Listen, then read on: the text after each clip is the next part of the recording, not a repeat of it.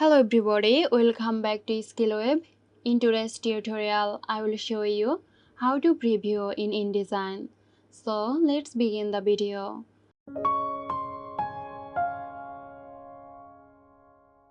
First, open your InDesign document that you want to preview.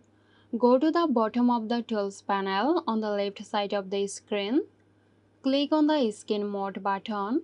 Select Preview from the drop-down menu. This will hide all non-printing elements like guides, margins and frames, showing you a clean preview of your document.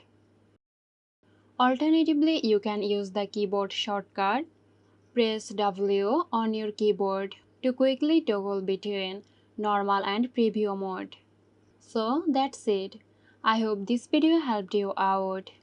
Stay tuned for more helpful tutorials here at SkillWeb.